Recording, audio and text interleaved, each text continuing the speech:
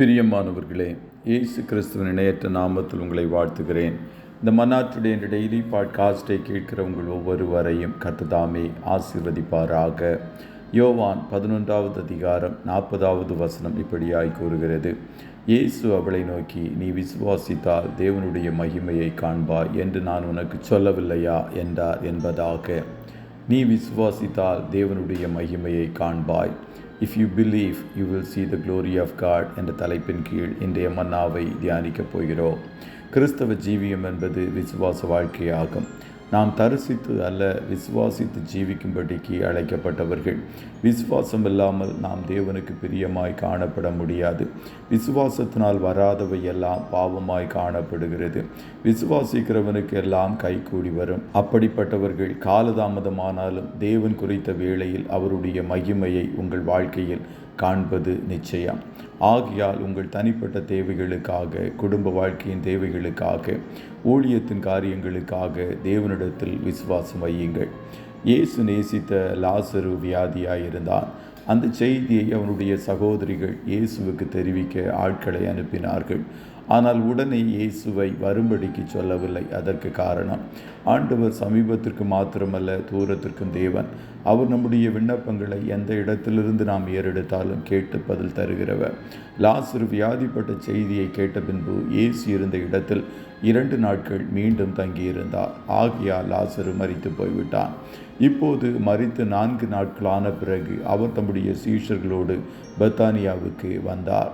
இயேசு இவ்வளவு காலதாமதம் செய்ததன் நோக்கம், லாசருவின் மரணத்தில் தேவனுடைய நாமம் அதிகமாய் மகிமைப்பட போகிறது என்பதற்காக. யூதர்களுக்கு ஒரு நம்பிக்கை உண்டு. மரித்தவர்களுடைய ஆவி 3 நாட்கள் அடக்கம் செய்த கல்லறையின் அருகில் அசைவாடும் என்பதாக. ஏதாவது ஒரு வாய்ப்பு கிடைத்தால் சரீரத்தில் உட்பிரவேசிக்கலாம் என்று.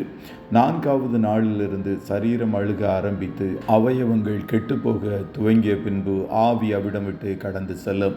ஒருவேளை அவர்களுடைய இந்த நம்பிக்கையின் நிமித்தம் இயேசு காலதாமதம் செய்து 4வது நாள் வந்திருக்கக்கூடும். என்மேல் விசுவாசம் வைப்பவர்களுக்கு எதுவும் சாத்தியம் என்பதை வெளிப்படுத்துவதற்கும் தேவனுடைய நாமம் மகிமைப்படுவதற்கும் ஏதுவாக ஆண்டவர் 4வது நாள் கடந்து வந்தார். இயேசு கல்லறையின் இடத்திற்கு வந்தார். அது ஒரு குகையாயிருந்தது. அதன் மேல் ஒரு கல் வைக்கப்பட்டிருந்தது. இயேசு, கல்லை எடுத்து போடுங்கள் என்று கூறி அது எடுக்கப்பட்ட பின்பு, லாசருவை வெளியே வா என்று உரத்த சத்தமாய் கூப்பிட்டார். உடனே மரித்தவன் உயிர் பெற்று வெளியே வந்தான். தேவனுடைய மகிமையை கண்ட அநேகர் அவ்விடத்திலே அவரிடத்தில் விசுவாசம் வைத்தார்கள். கர்த்தருடைய பிள்ளைகளே, உங்களை சோர்வடைய செய்கிற காலதாமதங்களை குறித்து கவலைப்படாதிருங்கள். குறித்த காலத்தில் கர்த்தருடைய கரம் உங்கள் வாழ்க்கையில் வெளிப்படும். நீங்கள் இயேசுவின் மேல் வைத்திருக்கிற விசுவாசம் உங்களை ஒரு நாளும் வெட்கப்படுத்தாது. நீங்கள் தேவனுடைய மகிமையை நிச்சயமாய் காண்பீர்கள். கர்த்தர் உங்கள் ஒவ்வொருவரையும் ஆசீர்வதிப்பாராக.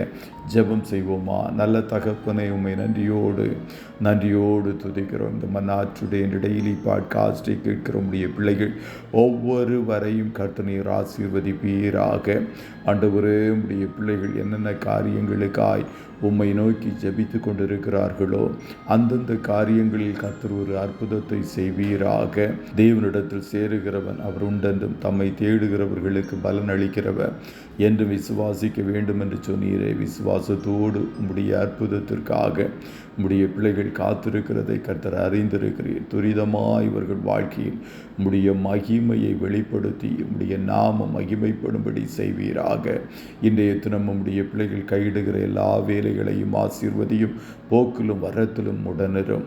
ஆட்டுக்குட்டியானவருடைய இரத்தத்தை ஒவ்வொருவர் மேலும் தெளிக்கிறேன். இயேசுவின் நாமத்தில் ஜெபிக்கிறோம் நல்ல பிதாவே.